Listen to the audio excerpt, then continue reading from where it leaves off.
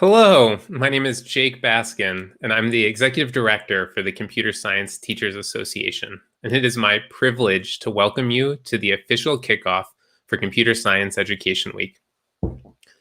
For those of you who are unfamiliar with CSTA, we are a professional association for teachers and by teachers. Our mission is to build community among computer science teachers who are often isolated in their schools, provide professional development to help teachers improve their craft, and be the independent voice for computer science teachers around the globe.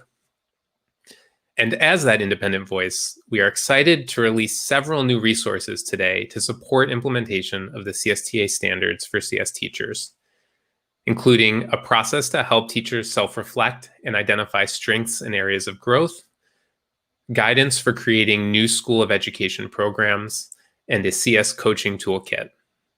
You can find the standards and resources linked at csteachers.org/teacherstandards. It's hard to believe that we're kicking off the 11th annual Computer Science Education Week. CSEdWeek was organized by the Computing in the Core Coalition as a call to action to elevate CS education at all levels and to underscore the critical role of computing in all careers. Throughout the years, we've seen this event grow in size and scope, but it remains a community-led effort that is only possible thanks to a large number of partners. I'd specifically like to thank Microsoft, Google, and ACM for their multi-year financial support of CSTA that helps make this event possible. I'd also like to thank Code.org, the ESEP Alliance, CS for All, the KPOR Center, NC-WIT, CS for CA, and CS for All Teachers for their partnership in building out the programming for CSEdWeek. This week is a unique chance for all of these great organizations to come together and elevate CS education. Last year, we kicked off CSEdWeek in New Mexico with the theme of CS for Good. And as part of the CS for Good movement, we're proud to elevate CS for Social Justice as the theme of this year's CSEdWeek. I look forward to our panel today, which will share examples of how people are working towards social justice in computer science, from classrooms to industry. Social justice should be a part of the CS classroom, and we hope that our panelists will inspire you to start conversations in your classroom about how computer science can be a tool to work towards social justice. Throughout the week, we will be highlighting different ways for teachers to engage in working towards more just and equitable CS education. From teaching about social justice in your classroom, to inspiring all students to learn computer science, to advocating for more CS education and involving administrators and counselors in your work. Join us each day for a chance to support the CS education movement. And on Friday, we have a chance to celebrate the amazing teachers that make all this magic happen in their classrooms, in whatever form they take this year. Details can be found at CSEdWeek.org. Before we move on to our panel, I want to reiterate a statement CSTA made last spring. Equity in computer science education is at the core of CSTA's work, and that will only be possible in a world where Black Lives Matter. We see the effects of systemic racism throughout our society, and we see it in our schools and classrooms, where our current systems and structures deny Black students the opportunity to access and persist in computer science. As we highlight the importance of CS for social justice, it is important that we specifically say that Black Lives Matter in CS education. One way we're continuing this work is by hosting our first ever Equity in Action Summit on March 6, 2021. This one-day virtual event, organized by the CSTA Equity Fellows, will bring together K-12 CS teachers to call out inequities of access and achievement in marginalized groups, and to share strategies and resources to empower and equip teachers to create inclusive learning environments. Visit csedweek.org/involve for more information. Today's panel highlights 4 outstanding examples of using CS to work towards a more just world. We hope this group and the other advocates highlighted on this year's poster series will inspire you and your students. In fact, we'd love for your students to add to the list. Visit csedweek.org/teach for instructions on how to create and share your own CS for Social Justice posters. Now, I'd like to welcome our moderator for today's panel discussion, Jackie Smalls. Jackie is Code.org's Chief Programs Officer and a former educator herself. Welcome, Jackie. Thank you, Jake. It's great to be here. And as you know, Code.org has organized and led CSEdWeek since 2013 when we launched the Hour of Code. Since then, thanks to the incredible passion of teachers, CSEdWeek has grown 100-fold and engaged teachers in every country. At Code.org, we've always wanted to put teachers in charge of the future of CSEdWeek. And so this year, we're proud to say that moving forward, CSTA will be the long-term owner and organizer of the week. Thanks, Jackie. We are thrilled that the future of this important annual event will be in the hands of CSTA. We're also lucky to have you as today's panel moderator. Can you introduce yourself to our audience and share what first inspired you to engage with computer science? Sure. Well, you've already said that I'm the Chief Programs Officer at Code.org. I have the privilege working with the Education Programs team, which develops a high-quality CS curriculum, engaging professional learning experiences for teachers, program development, and a team that works directly with our regional partners to grow access and participation in computer science across the US and internationally. You asked me what inspired me about CS, and I don't think you know the story. Many don't, but I recall when my father handed me this thick binder and sat me down in front of this cream and brown keyboard, and what I thought was a TV was actually a monitor, and said, "Help me figure this out." And it was the Commodore 64. That's really what inspired me about computer science, and that probably tells my age, so I won't tell you what year that was. But this experience just inspired me to figure things out, something new and something that I created that worked. That's the feeling we want all students to have. And it's beyond coding. We want them to just be able to explore computer science, and we want to ensure that all students have the opportunity. So thank you so much for that, Jake. Yeah, thank you. I'm really looking forward to listening and learning from the panel. Well, let's get started. I'm excited to introduce each of our panelists today. These 4 individuals have incredible stories about how they've used computing to make an impact for good in our world. As they join on screen, I'll have them introduce themselves and share first what inspired them to engage with computer science. First, I'd like to introduce Lual Mayen from Junab Games. Lual?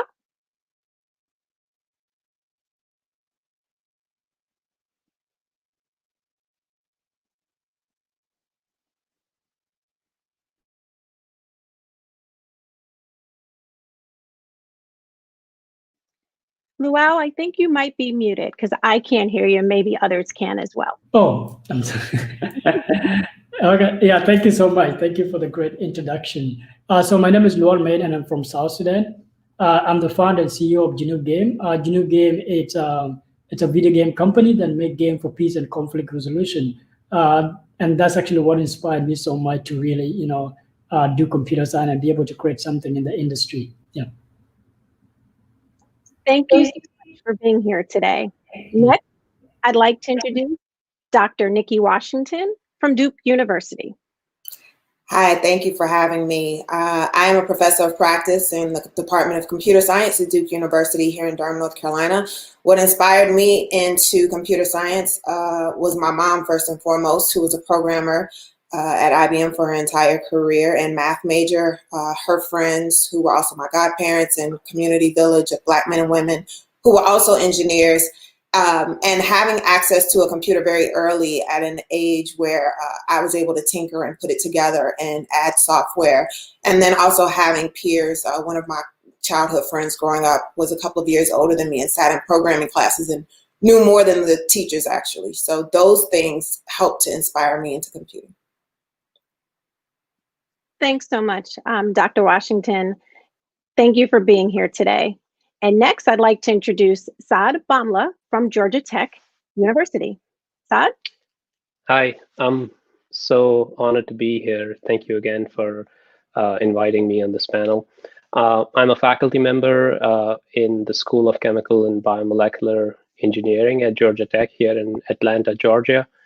I grew up in Mumbai, India, trained and went to do my schooling and trained as a chemical engineer.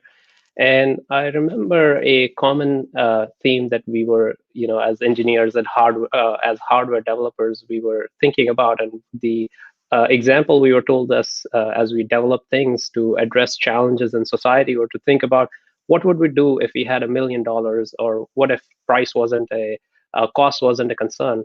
And I quickly realized, as I've been practicing for the last few years in my own lab, we take a orthogonal approach, and we think not what we would do if we had $1 million, but what would we do if we had $1, and how do we bring costs into design as we think about solutions to make science education challenges on a planetary scale, to address these challenges by keeping costs into account.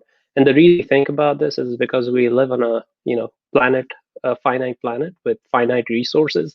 And so a more recent example is we built a $1 hearing aid with the motivation to address hearing loss in the growing senior citizens in our community, both in rural Georgia, but also in the broader low and middle income world. So that kind of what drives me is we think about it in the spirit of frugal science. How do we use computing, hardware building to address challenges in accessibility, but all affordability for biomedical solutions? Thank you, Saad, and we look forward to hearing more about your work. And finally, I'd like to introduce Victoria Chavez from the University of Rhode Island. Victoria? Hi, thank you so much for having me. So my name is Victoria Chavez. I use they and she pronouns. Born and raised in Chicago, currently loving, living, and working in Rhode Island.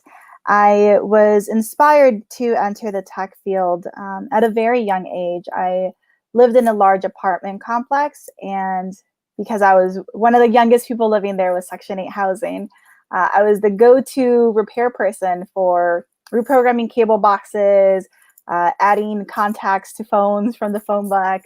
And I got really intrigued because that was my exposure to technology, and I felt that I was good at it. So I wanted to learn more. I was very, very privileged to be able to go to a high school that had computer science, and I took the classes and I absolutely fell in love, pursued it in college, and now I get to teach it to other college students. So it's been a great journey. And I absolutely love that through technology, we can just communicate with the entire world. And as cheesy and cliche as it may sound, we really can make a difference. We can really change the world, and we can reach so many people and do so much good. So I'm very excited to be a part of this panel.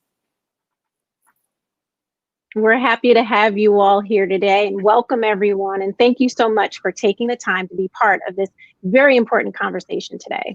For our audience listening in, we'll have a few moments at the end of the conversation to take questions from you.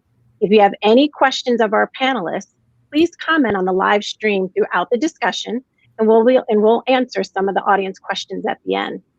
Our theme is CS for social justice, and we want all our viewers to know that a CS classroom is a place where social justice can be taught and addressed. This year's State of the CS report, performed by Code.org, CSTA, and the ESEP Alliance, helps paint the picture of why access to CS education is so important. To take a brief look at the access to CS education by race and gender, I want to share some stats from the research report. This report took a look at access and at participation in CS AP exams. In participation by race, only 27% was Hispanic, Latino, or Latina, 15% Black and African American, 27% white, 5% Asian, and 4% other. By gender, only 29% female. And of the 29%, 18% Hispanic, 7% Black, 30% Asian. In 2018, female participation was only 22%. So those statistics tell us we have a long way to go. And for that, I'm going to kick it off to Dr. Nicki Washington. Nicki, we'd love to hear from you and your thoughts on why focusing on this topic, social justice, is important. And what negative impacts will you see if they don't take time to address this in the classroom? Yeah, so I think social justice is important in computing because we can't continue to operate in isolation as if computer science in the classroom and the field are getting it right, because we see examples every single day of how they are getting it completely wrong. And if we look at even how people say, for example, I don't see color. Well, people tend to say that as if color blindness is a great thing. But in reality, what you're saying is that the only thing I see is everyone as a default of whiteness and how much you can approximate to that. So if I don't see color and I teach my students under that guise, then I'm also teaching my students to be colorblind and not see color, which means that they're in turn going to graduate and go into these fields and continue to develop technologies that are also not seeing color, literally. We see this work every single day with what Joy Bulamwini and Deb Rajni and Tim Gabriel are all talking about in terms of bias in AI and facial recognition that doesn't recognize darker skin tones. So literally teaching students to not see color is impacting people who have or are of color, specifically Black people, in ways that are extremely harmful. We saw this summer how a Black man in Detroit was falsely arrested in his front yard in front of his family due to inaccurate facial recognition technology. So these are all of the reasons why we have to start teaching about these concepts, not just the concepts in technology, but also just in society in general. Understanding identity and systemic oppression is equally important, and especially important in computing, as much as it is in every other field like healthcare, law, and beyond. Thank you, Nicki. And I can tell from the passion of your voice, you are passionate about this, and this become your life's work. Victoria, I think you have a similar story that some of what Nicki was touching on. Can you share a bit more about your experience getting into CS education and your thoughts of how teachers can inspire their students to focus on social justice in their CS work? Absolutely.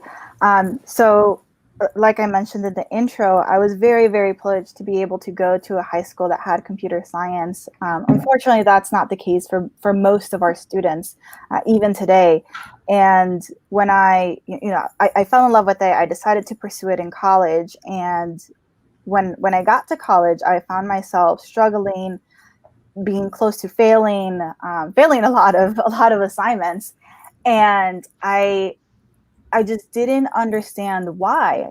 I had done so well in the past. I had succeeded. I took a bunch of classes, and I didn't understand what I was doing wrong. And I saw that was happening to a lot of my friends as well, who, we would stay up late. We would pull all-nighters. We would go to TA hours. We would collaborate. We would try and figure out what was going on. And for some reason, we always felt like we were farther behind than everyone else. And, my friends were mostly Black and Latinx folks, and a lot of folks ended up switching majors altogether. And I started to question, should I even pursue this anymore? Maybe I'm not cut out for CS like I thought I was. Maybe I should do something else. And it was having that joint struggle and realizing that, even if I was struggling with all this previous background, and my friends, I was struggling as much as my friends who had no previous background, maybe it wasn't us, right? We were bright enough to get into the program. We were working really hard. We were putting in the hours, but maybe it wasn't us. Maybe it was the system. We were trying to thrive and succeed in a system that was designed to explicitly exclude us.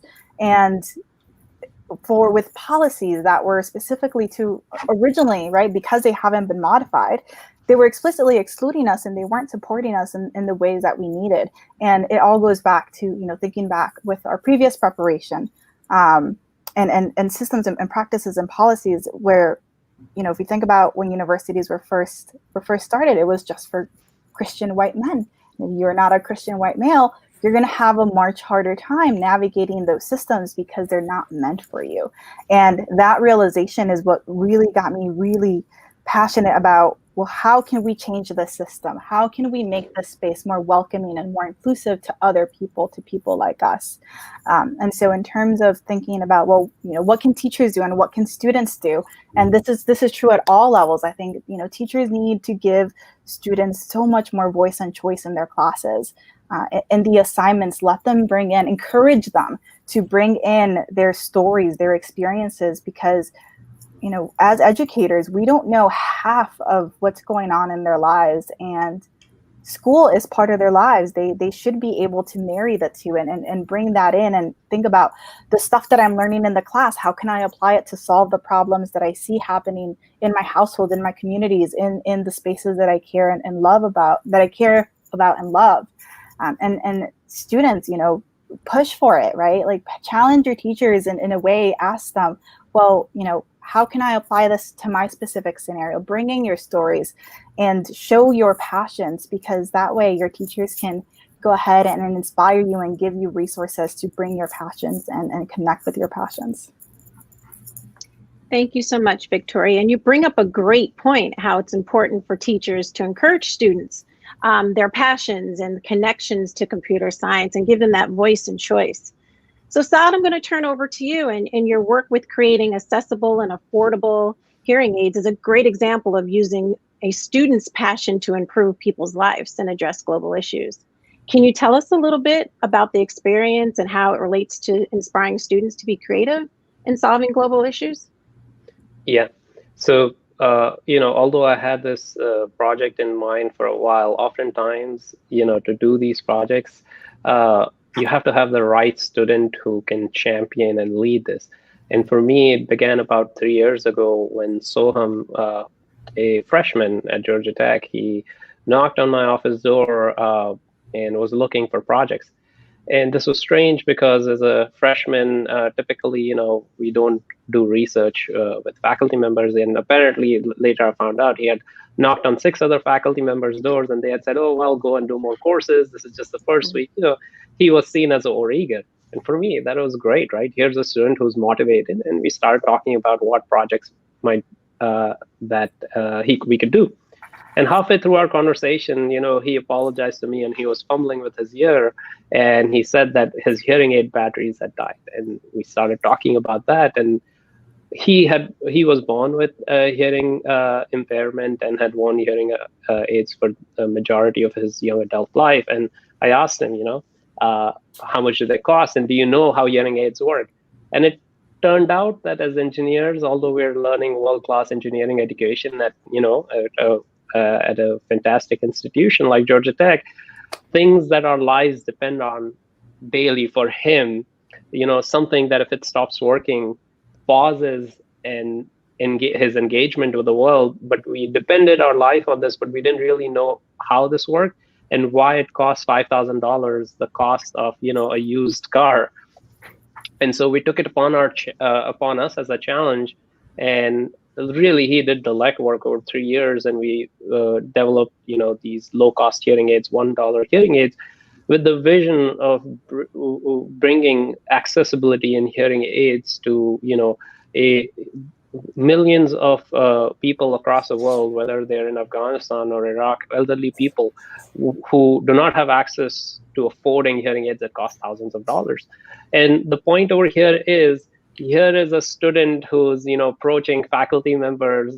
It wasn't clear at the moment what he wanted, but really my mission is to find out what students care about. And oftentimes for students, and we work with high school students, it happens, we want to find out, really engage with them till we figure out what is it that they personally care about. Because this student cares about hearing aids. Another student of mine is building a microscope because she grew up as a child fascinated with tiny living things in ponds. And she asked a very specific question: why do microscopes look the same way that they were invented, hundreds of years ago, these static objects, and we bring the pond to them? Could we take a microscope to the pond and turn the table? And it's an interesting question. And here she's asking a provocative and question that she's interested in. And so I think that's the important thing, is to, as a professor, I'm paid to profess, but oftentimes I keep my mouth shut and let let the students kind of figure out an inkling of what they care about. And I think once we figure out what students can get obsessed by in a very positive way, they can enact change in this world. And it doesn't matter whether we're in Atlanta, California, or India, or Malawi. It doesn't matter. I think every student, every person has this problem-solving mentality. And in today's world, if you know a little bit of programming, a little bit of hardware engineering, which is very personal to me, modern tools like 3D printing, I think you can make tools, because we live in a digital world, we can address challenges at a planetary scale. So. Thank you, Saad. And Lual, your story is somewhat similar, but yet unique. Not one, and we don't see, every story like you have represented in video games. Can you tell the audience a bit more about your background and how it inspired you to create your app and company? Yeah, that's a very good question. And one thing I can say, especially with my background where I grew up, coming from South Sudan, I believe that as creators, we can be able to use our past and our experiences to create a sustainable future for other people, no matter what you're creating. And looking at my background, my family had to move from South Sudan to northern Uganda to be able to find a place of refuge because they were refugees, and they had to walk for more than 250 miles, from South Sudan to be able to find a place where they can be able to start a new life. It wasn't a choice for them, but living in the refugee camp, as I was growing up in the refugee camp, I'm from a country where almost 73% of population are young people, and most of them, they were born in war, they were raised up in war, and most of the people don't know how to solve issues that are affecting communities and so on. And to me, going through that journey, it's just something that inspired me to think about, okay, even if in the refugee camp there were no good schools, I've never been to there's no university, there's no high school, there's no there's nothing. It's an environment where nothing's happened. People just think about survival, and to me in that environment, I felt I had a passion. And the first time I saw a computer was actually 2007 when there was a refugee registration, and I was like, what is that? And I asked my brothers, who were like, that's a computer. And that moment, I felt what does it even take for somebody to be able to use a computer? For me, I had to work 3 hours every day to be able to go and charge my computer, be able to learn how to code in the refugee camp. And the reason why I was doing that is because I wanted to create something unique. I wanted to create something in the video game industry, being able to create game for peace and conflict resolution, because I believe that games are really very powerful tool that we can use to bring global communities together. And for me to become that creator, I need to become a developer. And being in a refugee camp, I had to utilize all the resources in the refugee camp, working 3 hours per day and being able to get tutorial so that I can be able to learn how to code in the refugee camp. So that really what inspired me to be able to create my first game in the refugee camp and be able to give to kids, be able to have something to play with. So right now we are creating a high tension runner game, which actually put a player in the shoes of a refugee. The whole idea of it is that we realize that when people play games, they're making decisions, and we have this community of people that are actually forgotten. People don't understand the journey and what they go through. And whenever they're playing the game, they are able to understand all difficulties, all things that refugees go through whenever they are leaving the country. And you're playing it, and you're actually interacting with the character. And that's really why I feel it's just being passionate about using computer science or programming to be able to create something new in the industry. A lot of people, I think, video game are violent, but I'm I'm a creator. I can be able to create something because out of my experience, and I feel that's what we can be able to use game to be able to educate people, be able to help people with empathy. Our mobile game is going to be the first ever game to bridge the virtual world and the reality on the ground. In the video game industry, no game have been done like that before. So when somebody buy food in the game, you're actually buying somebody in a refugee camp food. When you buy water in the game, you're buying somebody using in-app purchases. And when you look at all those innovation and thinking about creating solution using computer science to help people around the world. So and that's really what inspired me so much to keep creating. Yeah. Great. Thank you so much for sharing your story and also what inspired you to create your game and the intentionality around empathy already being built in within your game. And so with that being said, I'm going to go back to Nicki. What is your advice to teachers on how to incorporate these issues into their classrooms, many of which you brought up as you were responding to my questions earlier? Yeah. So first of all, I would say you need to get comfortable being uncomfortable and decenter yourself, which requires some learning. And just as you need to learn how to teach a new tool to your class, you need to learn some of these concepts. A lot of teachers probably think that they're a lot more knowledgeable about identity in general than they are. And identity, remember, includes everything from race, ethnicity, gender, sexuality, ability, class, religion. So if you are not well versed in those, then there's a ton of resources out there to get you started. Also, being able to teach these things to students and allow for inquiry and discussion without necessarily presenting your side and argument is important. Teaching through examples, so giving the facial recognition examples I talked about before, talking about the issues with a lot of other technologies like rideshare applications and how these impact different identities, like people who are LGBTQ plus or trans and the impact that that has on them as a driver or rider, or fintech applications and how they are biased in terms of using things like credit worthiness. But you then, in understanding the identity aspect, you're able to discuss and infuse all of that back to the technology piece. So for example, if we're talking about fintech applications and people not being able to get mortgages or loans for things, you're able to bring up the fact of credit worthiness and how rental properties and landlords don't usually report that, and how that even goes back historically to sharecropping in this country, down to surveillance technology, voice recognition technology, where if you speak certain dialects, technologies are developed that do not recognize that. So if I speak patois, then what does that mean if my Siri can't recognize that? Or when Apple chose to not include Black English vernacular in their updates, then what does that mean for anyone who speaks that? You're telling me that my identity is a problem. And again, in order for me to be able to effectively use technology and be seen, I'm going to have to assimilate as much as possible. What does that do to me as a child who is trans or who is Black or indigenous or poor or has a religion that is not Christian? So we have to be able to make sure that we understand the problematic nature and the biases that are in place, to then be able to discuss how these biases are present, not only in technologies, but then also how that impacts the person, particularly vulnerable populations outside of or as a result of that technology. Thank you, Nicki. And I'm going to ask Victoria, because she mentioned when she was in college that her identity was around, you know, most of your friends, Victoria, you said were from the Latinx community or a Black community. And so you kind of, you know, succeeded because you said you had those around you. But what are you doing to support your students to go beyond that and to encourage others to do that as well?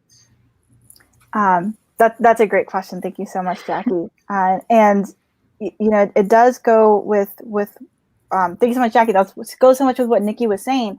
There's so much learning that we have to do. And unlearning, really, which is the hardest part, right? As educators, we're really good at learning. We're good at reading articles. We're good at reading the research, especially as academics. But the unlearning is the hard part. That's the part that's the hardest. It makes us feel uncomfortable because we recognize that we've been contributing to this, right? By not actively working against it, we've been contributing to all of these issues. And we need to be comfortable recognizing that we've made mistakes and we will continue to make mistakes. But as long as we are working, you know, it's slow and steady wins the race, right? As long as we're working, constantly working to tear down these oppressive systems and to have these conversations and to bring these topics up in discussion, I think that that's the most important thing that we can do. I have these types of conversations in all of my classes, and you know, I get I get the full range of reactions from students, right? When I bring these conversations in and I say, as computer scientists or as engineers, as problem solvers, as people who are working with technology, these are the things that we need to think about. We need to think about how it's going to affect people. We need to think about who's not in the room. It's when we were in person, I would say, look around the room, who's missing, who is not here, and what does that mean? And I'd get the students who would say, wow, this is really impactful because I hadn't thought about it this way, or I didn't know these stats, or I didn't know these stories or these real world applications of where not having these conversations is impacting people and causing harm. And then I get another on the opposite extreme. I'd get, well, why are we talking about this? I'm taking this class to learn how to program. Why do I care? And it's so important to push our students to challenge themselves and to go beyond just programming, because you're not just programming, you're doing so much more. Your code is going to touch the lives of people. And because of the way that the internet now works, right? It's not just, it doesn't just live in your computer. It can impact millions and billions of people. And we need to keep that in mind. And we need to push ourselves and challenge ourselves to ask those hard questions and to be uncomfortable, right? Because that's the only way that we're going to grow. We have to go through the growing pains. We have to acknowledge that, we won't always get it right. But as long as we acknowledge it and we keep learning, we're going to be moving in the right direction. So I think the best thing that we can do for our students is to have the conversations and admit vulnerability and be open and honest with them. Great. Well, we actually have a question from the audience, and I want to encourage anyone that has a question, please be sure to ask it, because we're going to ask it live. So we have a question from Veronica Bowler, and she says, I would like to ask for any tips to reach young students in kindergarten through second grade when it comes to social justice and equity. So is there any tips that you can give her in speaking to the little ones, kindergarten to second grade? So I would say you can start talking about bias with students that young, but you need to make it in a context that's relatable to them. One of the first things I can think of is when I was a grade school student, scissors. Right? If you're sitting in a classroom and if I'm left-handed and the overwhelming majority of the scissors available are for right-handed students, what does that mean for me? And how do I now have to adjust, and what kind of biases are in place? Or if you're in classrooms where some of them, the desks are created specifically for right-handed students so that their arm rests there. Those are ways that you can start to talk about bias and what does that mean now for a left-handed student who would have to adjust everything that they're doing because their identity and who they are is not seen in this room. And you said not seen in this room. And it's amazing that all your faces will be on the posters that Jake talked about earlier. And those posters were amazing because there was a saying by Marian Wright Elderman, you can't be what you can't see. And those students looking up, like you said, Victoria, around the room and being able to see themselves in computer science is part of that. And as you said, Nicki, and it also understanding the differences that we all have. And so I have a question. This is for you all, and I'll let you know, I'll cue you to chime in. But what continues to motivate you in this work? Social justice work is not easy work. It's hard work, especially when you're not the majority in the CS field. So what continues to motivate you to do this work? Lual, I'm going to ask you to go ahead and respond to that. Oh yeah, I think for me, being able to see people in front of me, people that have done amazing work, and they're continuing to do it. So that actually encouraged me so much to be. It's something that gives me so much hope that as a young person or as somebody who is in the field that is also trying to create more, being able to see those people already have done so much work, social justice and things like that. It's something that really that inspired me and keep me pushing every day to be able to one day, one time, what can I be able to do to be able to improve? Because if I don't study, if I don't do it, and then there is no way we're going to create more impact. So it's something like being able to see people in that position that are already doing it, and I can feel it, I can see it as a person, and that's one thing I always say, when I talk about video game, like the first time like I play a video game, actually the first video game I played was Grand Theft Auto. The first game I played, my first reaction was not like, wow, this is fun. My first reaction was like, wow, this is so powerful. And when we look at, social justice, and when we're talking about advocating and things like that, we need to like bring different innovative way so that people can interact with them, so that, and that's something that can help people like every day. Like when someone play my game today, the they think about empathy, but they're not going to be like in that position, like, I'm in the refugee camp, but they kind of feel what it's like to be in that position. And I think that's, what inspired me, be able to see like people that are doing it, teachers, people that are able to like, do things that inspire me every single day. Yeah. Thank you so much. And Nicki, you have a question from the audience, but before I go to that audience question, I want to give a chance for Saad to respond to that as well. Like what continues to motivate you in this work, especially around social justice? I love Lual's comments so much, and I'm trying to, ask myself the same. And I think this role of empathy in engineering and building, addressing things is so critical, right? Because, that's the first ingredient. We have to recognize who we're building for. And it's such a joy and a privilege when you're in a position where you feel that you can give back to society.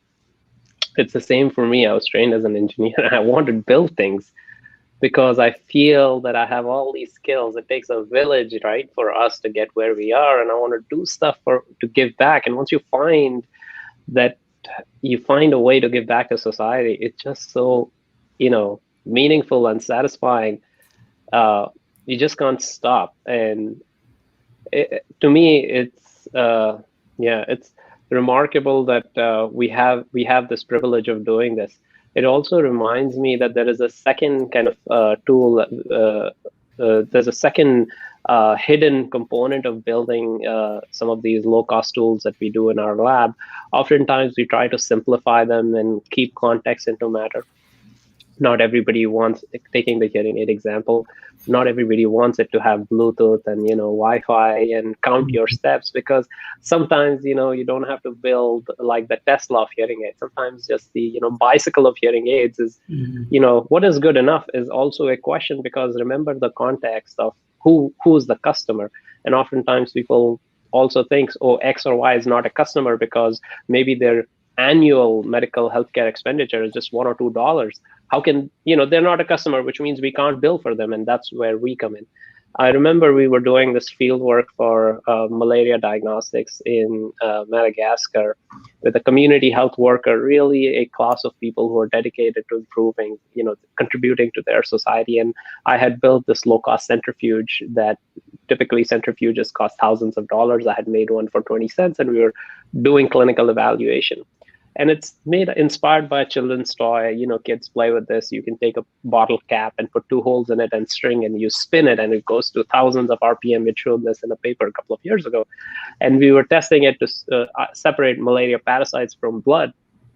And this community health worker, when I showed it to her, the next day she came while we were doing training. She had made one from the jar of some peanut butter or, a pickle jar, and her son had put 2 holes in it, and they had tied some fishing line, and she brought it to me and she said, look, I'm an inventor. My son made this. Why do I need you to come all the way from the US to show me how to build biomedical instruments? And I said, that's the whole point. The point isn't the device. The point is to say that, the people who are in the community know how to solve the problems the best, and they don't need to wait for me. And at that moment, when people feel empowered, looking at something that somebody else has built and realize that, oh, I can do this, and it actually can identify a red blood cell which has a malarial parasite in it, and it enables you to understand the density difference when a parasite infects. That opens the pathway to something that is so, relevant to them than me. And I think that's the beauty, and that's what keeps me doing this, is to keep empowering people. This isn't about a code, a device, a solution. This is about empowerment. Education is not just gets you a grade, it actually can help you change your life and a mindset. So I think that's what this is all about. That's why I do what I do. All right, well, this has been great. And I wish we had more time that we could, spend talking, because we could spend all day here. At least I could. You all have been very engaging. I just have one last question to answer you, because we do have to wrap up. So before we conclude, what's the last piece of advice you have for the teachers and students who are listening and joining us today? I'm going to start with Victoria. So I think the biggest piece of advice is stay curious and never stop asking questions, right? We're all here because we had questions that we wanted to ask, and that drove us into the field and into doing the things that we do. And definitely get involved, right? Find organizations, find the group of people that's going to support you and motivate you and lift you up when you're feeling down. I think that is so important. And CSEdWeek on their website, they have tons of resources of different organizations and lesson plans and all the ways that you can get involved. So definitely make sure to check those out. Great. And Lual, what about you? What is the last piece of advice you have for the teachers and students today? I think for me, just being passionate about what you're doing, and passion is the most important thing. Being able to work for it. If you cannot work for it, you're not going to really identify what you want to achieve. So just thinking about, and for students as well, being able to utilize the resources that you have is very important.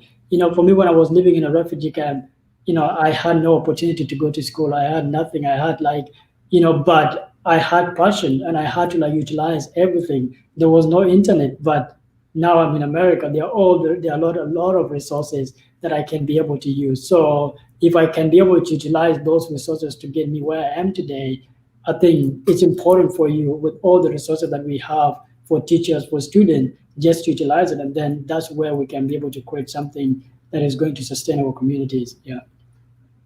Thank you, Lual. Nicki, your advice? Be an activist and a co-conspirator. It's not enough to kind of say I'm an ally.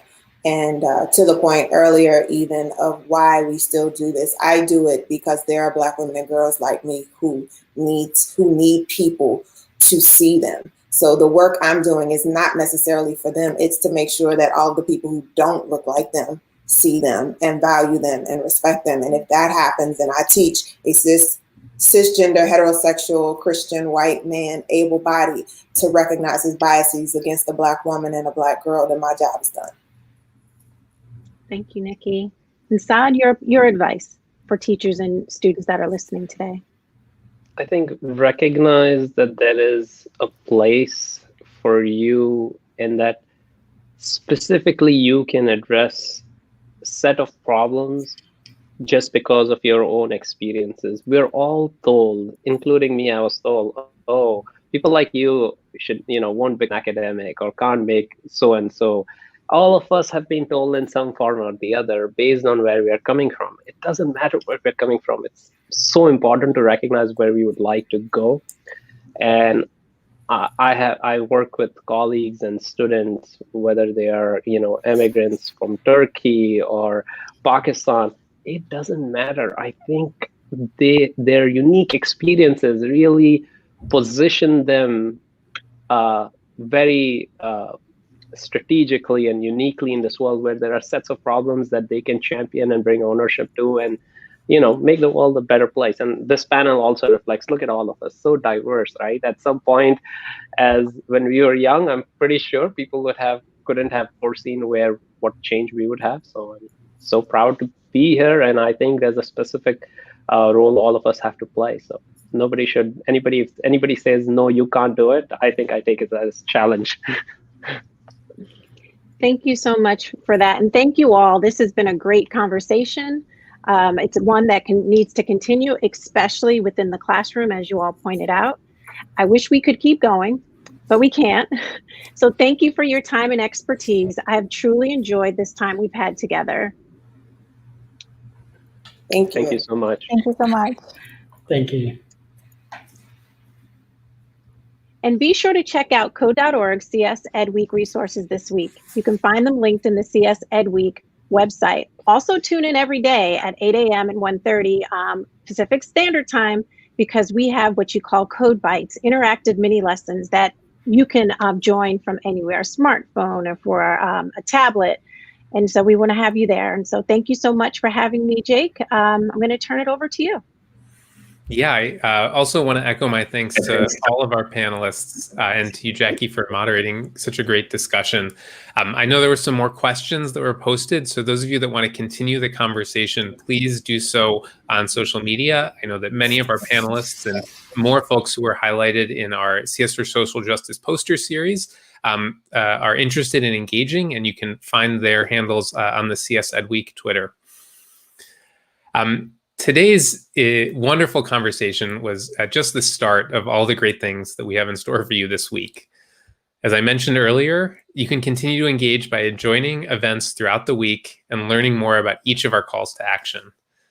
Visit CSEdWeek.org to learn more about all of these. Also, you can order your CS for Social Justice shirt, register for our events, download the posters, and find many lesson plans to help bring social justice to your classroom. Beyond this week, we invite everyone watching to commit to incorporating social justice into your work throughout the year. Share your plans with us on social media using the hashtag CS for Social Justice. So thank you again for taking the time to join us today. I look forward to seeing all of you at our other events throughout the week. Have a wonderful CSEd week, and bye, everyone.